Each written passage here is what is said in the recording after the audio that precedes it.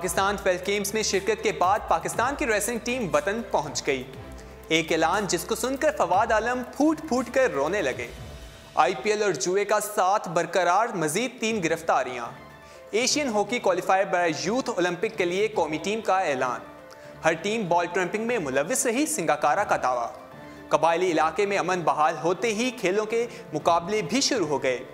PCB की अदम दिलचस्पी, head coach academies दीगर ऑप्शन देखने पर मजबूर। पहली Pakistan table tennis super league Islamabad commanders ने जीत ली। सचिन तेंदुलकर की सड़क पर क्रिकेट खेलने की वीडियो सोशल मीडिया पर वायरल। अस्सलामु अलैकुम, उर्दू पॉइंट के साथ मैं हूं आपका मेज़बान दानियाल सोहेल। टॉप स्टोरीज आपने जानी, प्रोग्राम का बाकायदा आगाज करते हैं। कॉमनवेल्थ गेम्स में शिरकत के बाद पाकिस्तान की रेसलिंग टीम वतन वापस पहुंच गई है। कॉमनवेल्थ गेम्स में रेसलिंग के मुकाबले में पाकिस्तान ने मजमूई तौर पर 3 तमगे जीते, जिसमें 1 गोल्ड और 2 कांसी के तमगे शामिल थे। गुजरांवाला के इनाम बट पहलवान ने 86 किलोग्राम कैटेगरी में पाकिस्तान के लिए सोने का वाहिद मेडल जीता, जबकि पाकिस्तान के तैयब रजा और मोहम्मद बिलाल ने कांसी के 2 तमगे हासिल किए। इलामा इकबाल इंटरनेशनल एयरपोर्ट पर मीडिया से बात करते हुए इनाम बट का कहना था कि वो कामयाबी पर अल्लाह के शुक्रगुजार हैं। उनकी जीत का क्रेडिट पाकिस्तान स्पोर्ट बोर्ड को जाता है। इनाम बट ने बताया कि मैंने अपनी मदद आप और रेसलिंग फेडरेशन की मदद से ट्रेनिंग की और गोल्ड मेडल जीतने में कामयाब हुआ। उनका कहना था कि मैंने जाने से 3 माह पहले हुकूमत से मुतालबा किया था कि मुझे ट्रेनिंग के लिए 10 लाख रुपए दिए जाएं। अगर मैं मेडल ना ला सका तो 20 लाख रुपए वापस कर दूंगा, लेकिन मेरा मुतालबा तस्लीम नहीं किया गया।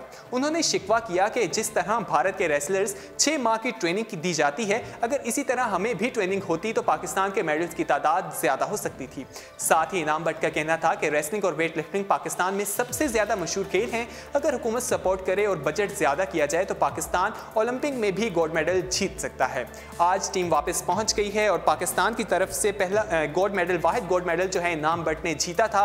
जिस तरह से उनका इस्तकबाल किया गया वो काफ़ी ज़बरदस्त किस्म का था। मेरी उनसे बात हुई तो वो अभी अपने शहर गुजरांवाला जा रहे थे और उनका कहना था कि अभी लोग जो हैं काफ़ी खुश हैं। इस हवाले से हम उनका इंटरव्यू भी बहुत जल्द करने वाले हैं, उर्दू पॉइंट पर आप देखेंगे, और उनकी जो बात है, उन्होंने जिस तरह से मेहनत की है उस हवाले से भी बात करेंगे। आगे बढ़ते हैं और बात करते हैं क्रिकेट की। एक ऐलान जिसको सुनकर फवाद आलम फूट फूट कर रोने लगे। इतवार की दोपहर लाहौर में जब चीफ सेलेक्टर इंजमामुल हक ने दौरे आयरलैंड और इंग्लैंड के लिए 16 रुकनी टीम का ऐलान किया, कौमी अकेडमी के एक कमरे में मौजूद टेस्ट बैट्समैन फवाद आलम जज्बात पर काबू ना रख सके और मुसलसल अपनी कारकर्दगी के बावजूद टेस्ट टीम से नजरअंदाज किए जाने पर फूट फूट कर रो पड़े। जब कप्तान सरफराज अहमद फवाद आलम के कमरे में दाखिल हुए और टेस्ट क्रिकेटर को रोते देखा तो वो भी आबदीदा हो गए और फवाद आलम को गले लगाकर दिलासा दिया। याद रहे कि 2014 में फास्ट बॉलर वहाब रियाज भी ऐसी ही सूरत हाल से दो चार हुए थे। जब वकार यूनिस ने कोच की हैसियत से उन्हें जिम्बाब्वे जाने वाली टीम से ड्रॉप किया था तो वहाब रियाज भी जज्बाती होकर रो पड़े थे। फवाद आलम काफ़ी ज़बरदस्त खेलते हैं, लेकिन जब उन्हें मौका ना दिया जाए, जाहिर बात है एक प्लेयर के लिए ये बहुत ही दुख की बात होती है, तो वो अपने जज्बात पर काबू ना रख सके और रोते हुए दिखाई दिए। ऐसी खबरें आ रही हैं और सरफराज अहमद ने उन्हें दिलासा दिया, ऐसा कहा जा रहा है। तो उम्मीद है चीफ सेलेक्टर जो है उन्हें दोबारा टीम में शामिल करेंगे, हमें वो दोबारा खेलते हुए दिखाई देंगे।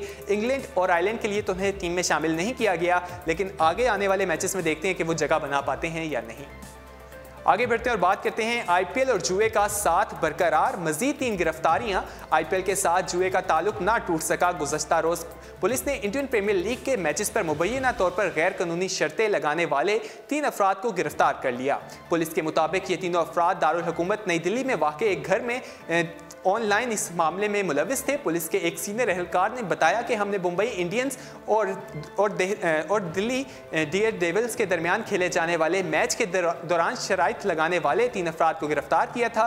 गिरफ्तार किए जाने वाले अफराद इस बात पर इसरार कर रहे थे कि वो पहली बार ये काम कर रहे हैं, लेकिन हमें मालूम है कि वो लोग 7 अप्रैल से ऐसा कर रहे थे। पुलिस का कहना है कि उसने जनूबी शहर हैदराबाद और मशरकी रियासत मगरब बंगाल में आईपीएल के सीजन 11 से पहले 2 हफ्तों के दौरान कई जुआबाज माफिया को गिरफ्तार किया है।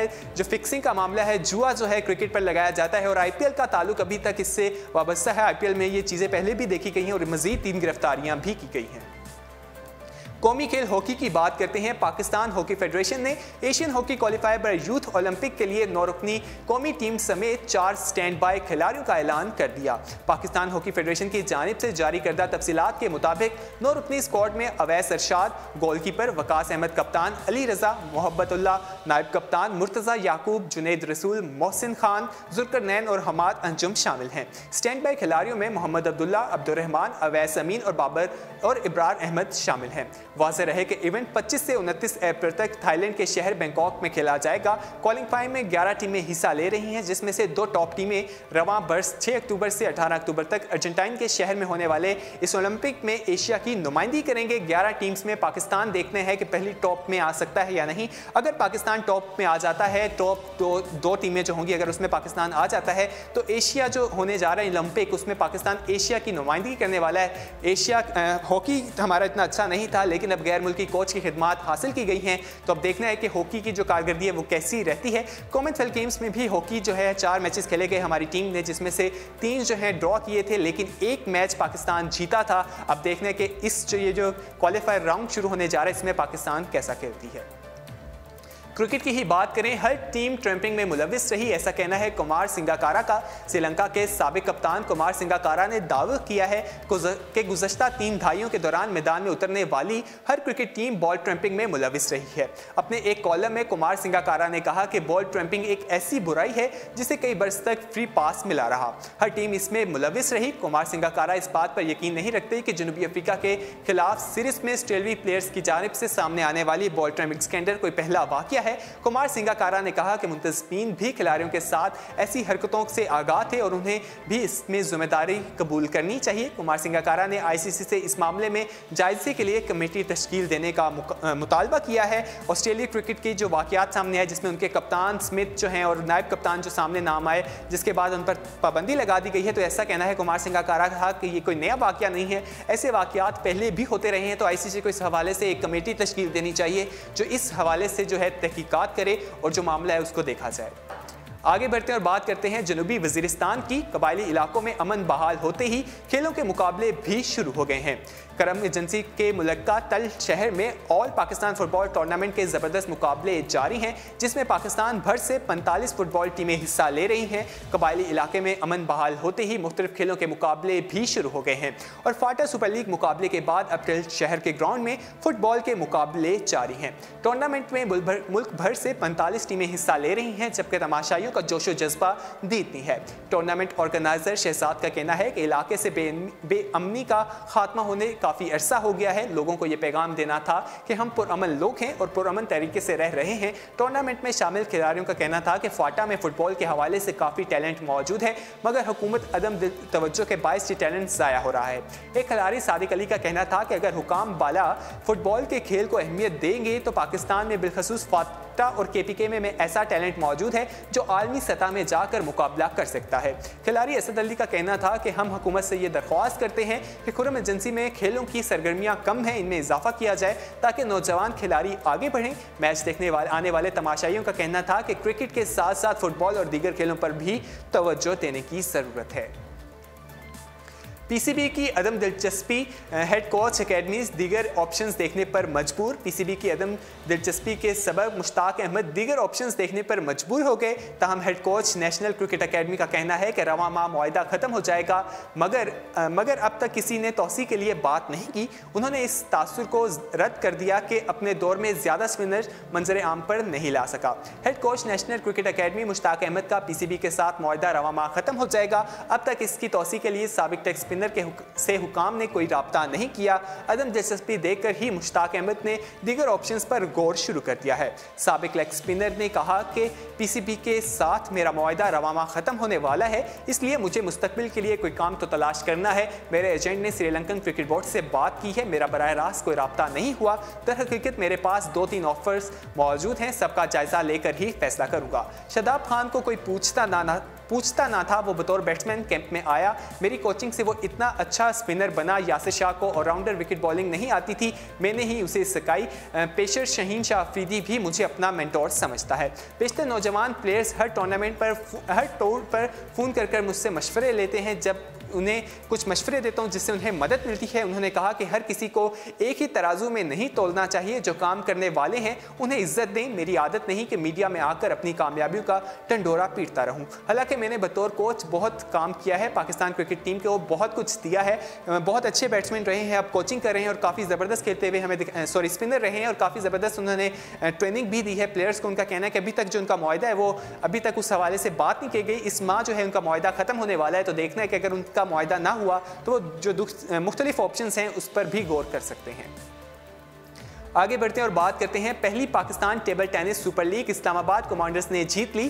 पाकिस्तान टेबल टेनिस फेडरेशन के ज़ेर एहतमाम पहली Pakistan table tennis super league Islamabad commanders ने जीत ली, जबकि कराची कराल ने दूसरी पोजीशन हासिल की। इस मौके पर पाकिस्तान स्पोर्ट्स बोर्ड के डिप्टी डायरेक्टर जनरल मंजूर अहमद मेहमान खसूसी थे, जिन्होंने लीग में कामयाबी हासिल करने वाली इस्लामाबाद कमांडर्स की टीम को विनर ट्रॉफी के साथ साथ 2 लाख रुपए दिए और तीसरी पोजीशन हासिल करने वाली कराची को कुछ इनामात रकम दी गई। उसके बाद उनका कहना था कि जो हमारा ये खेल है ये काफ़ी ज़बरदस्त है, इसको देखना चाहिए ताकि ये टूर्नामेंट जो है आगे आता रहे। इस्लामाबाद कमांडर्स ने कराची को 2-3 से शिकस्त देकर कामयाबी हासिल की। फाइनल से कबल सेमीफाइनल मुकाबला मुनक्किद हुए। पहले सेमीफाइनल मैच में इस्लामाबाद कमांडर्स और लाहौर उस्ताद की टीमें मैदान में उतरी, जिसमें इस्लामाबाद कमांडर्स की टीम ने 2-3 से शिकस्त देकर फाइनल के लिए क्वालिफाई किया, जबकि दूसरे सेमीफाइनल में कराची करारे ने रावल चगनी को 2-3 से हराकर फाइनल के लिए क्वालिफाई किया। लीग में मुल्क भर से 100 से ज़ायद मर्द और ख़वातीन प्रोफेशनल खिलाड़ियों ने 8 मुख्तलिफ टीमों में हिस्सा लिया। उन टीमों में कराची कराले, लाहौर उस्ताद, इस्लामाबाद कमांडर, फैसलाबाद शेरदिल, राउदिल जुगनी, मुल्तान सूफियान, पेशावर दिलावर और कोयटा डिफेंडर्स शामिल थीं। आखिरी खबर को स्पोर्ट्स राउंडअप का हिस्सा बनाते हैं। सचिन तेंदुलकर की सड़क पर क्रिकेट खेलने की वीडियो सोशल मीडिया पर वायरल। लेजेंडरी भारतीय बल्लेबाज सचिन तेंदुलकर को रिटायर हुए 5 साल हो गए हैं, लेकिन वो क्रिकेट अब भी खेलना चाहते हैं। रिटायरमेंट के बाद अब तेंदुलकर ने मैदान की बजाय सड़क पर खेलने पर क्रिकेट के जौहर दिखाने शुरू कर दिए हैं, जिसकी वीडियो सोशल मीडिया पर वायरल भी हो चुकी है। चंद रोज कबल रात के मुंबई की एक सड़क पर क्रिकेट खेलते हुए लड़कों को देखकर जैसे ही वो अपनी कार से उतरे, उनके फैंस उन्हें देखकर हैरान रह गए। 44 साल की उनकी उम्र है और वो जिस तरह खेलते हुए हमें दिखाई दिए वो बहुत ज़बरदस्त था। उन्होंने अपने प्लेयर जो फैंस थे उन्हें वो मिले, उसके बाद उन्होंने कुछ सेल्फीज़ बनाई उनके साथ और उसके बाद उन्होंने उनसे बल्ला पकड़ कर खेलना चाहा। उसके बाद वो कुछ वहाँ पर हमें खेलते हुए दिखाई दिए, जिसके बाद उनके फैंस जो थे जब ज़्यादा हो गए तो उसके बाद उन्होंने वहाँ से जाना ही मुनासिब समझा और वो चले गए। उनकी जो वीडियो है वो हम आपको दिखाते हैं।